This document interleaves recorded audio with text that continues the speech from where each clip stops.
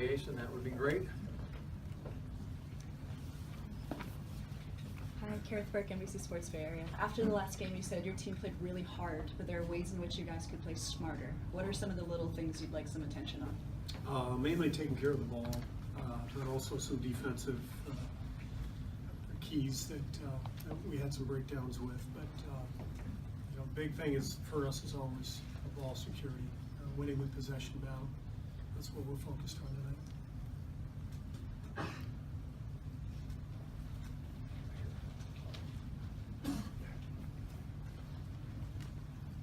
Amber Lee, KTVU. How do you guys stay hungry? It's your third trip. We have a lot of competitive guys who like to win, and you have to take advantage of these situations when they arise in the NBA, whether you're coaching or playing. You get into this spot where you got a good team, you got a chance, you got to go for it. And I think if guys aren't hungry and they're not motivated, there's something wrong. So we know our team's done okay the last few years, so I trust them to be motivated and hungry. Fourth row center.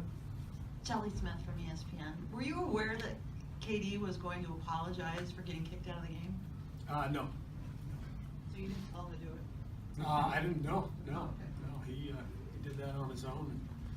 So we talked a little bit as a team yesterday about poise and all that stuff, and he knows, he's got to be careful with the technicals now. He's off to a pretty fast start, and you get to 7, that's a suspension. So our guys are aware of that. Third row left hand. Tim Kawakami, Athletics. Steve, you mentioned this before, that the count and teams that go deeper are the ones obviously more under the gun.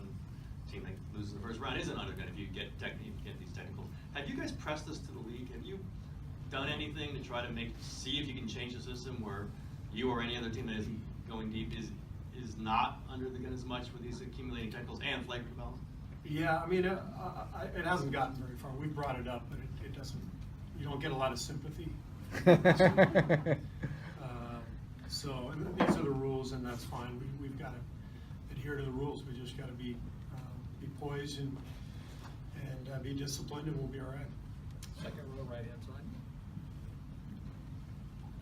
Monty Poole, NBC Sports Bay Area. Steve, both Andre and Loon came off the bench and played really well the other day. What did you see from them, and what do they need to do to keep at the rate they're going right now? They just have to be themselves. That's who they are. What you saw the other night is Andre and Loon at their best defensively, and the awareness at both ends. Just catching the ball and running a little dribble handoff with Steph for an open jumper, setting a good screen on a set like Loon did.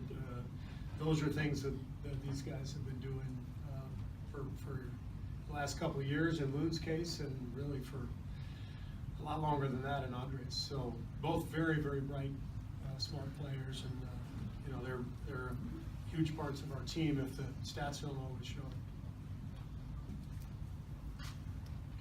Steve, Larry Beal, ABC7, how you doing?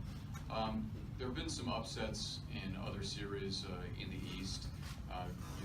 If you watch any of the shows or listen to the radio or whatever. I don't do that. Yeah, well, wise to avoid.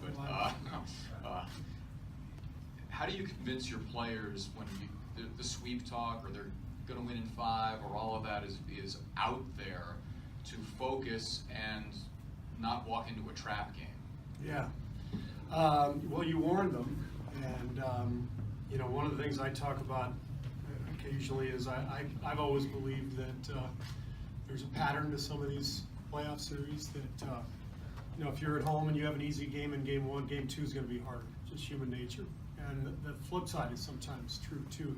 If you have a tough win, squeak out a win without playing that well, I think that weighs more in your favor. Like you're still angry. You want to show that you can play better. And I'm not sure how I would describe game 1. It was somewhere in between. We won the game on the scoreboard relatively easily, but I didn't think it was that easy. So in my mind, we've got to play better, and our players, we've talked to them about it, they got to be aware that the Clippers outplayed us in game 1. We made a lot of shots, and that's kind of saved us. Steph, Draymond making threes, Loon making a couple jumpers. I mean, we made a lot of shots where they played good defense. So this is going to be tough, and you warn them, and then you hope for the best. But at least it's not the NCAA tournament where if you lose, you're done. You get another shot, and that's why there's an ebb and a flow to these series that you have to navigate. Steve over here. Tim Left-hand again. side. Right here. Little strategy question. Can you line up the matchups where Andre's in when Lou Williams is in? And do you want that more often than not to have Lou Williams being guarded by Andre? Yeah, I mean, we want to have our best defenders on Lou. He's their high scorer. He's the guy who causes the most trouble and who creates the most shots for them. So you want Andre on, you want Clay on, you want your guys who are have length and are used to guarding the perimeter. KD a little bit as well. In this series, it matches up pretty well. They generally bring Lou off the bench around the same time that we bring Andre off the bench. But in the playoffs, all that stuff tends to shift as each coach tries to get an advantage. So, as a team that's the favorite, I don't generally change my rotation a whole lot until we need to. I feel like if we've been doing something the same way. I want to show our guys that I have confidence in that. So we're going to keep playing the same way until we've got to do something different. Left-hand side, second row. Steve, Mindy Bach with ABC7. Yeah, on that, talking about the ebb and flow, I mean, Harrell and Williams combined for 51 points off the bench, but the Warriors able to handle Landry and three starters offensively very well. So how do you approach that game two, kind of that ebb and flow between the starters not scoring? Because obviously that's not going to be the case. Yeah, I mean, the Clippers are a very unique team. I think Harrell and Lou are probably their two best players. How many teams bring their two best players off the bench? So we don't get too caught up in bench total points because the only thing that matters is just points, obviously. So we just have to do whatever is necessary to give ourselves the best chance to win. And there's some things we can clean up defensively. Specifically with those two guys from game one. They hurt us quite a bit, so we'll try to be better on them tonight. Joe Morgan, Sporting News. You mentioned it was kind of a frustrating night for DeMarcus on Saturday, but he did get his feet wet in first playoff appearance. What do you expect from him tonight, and what do you need from him? I think he's going to play great. DeMarcus has a ton of pride. He is obviously a great talent, an all-star, all that, but you've seen his passion and his energy and his emotion. Well, he's frustrated the other night. He was frustrated, and I've seen him have big games for us this year. Pretty much every time we've needed it. Big games on the road against opposing all-star centers. He's been at his best, and so I think DeMarcus coming off a subpar game for him in game one, I think he'll bounce back and be much better.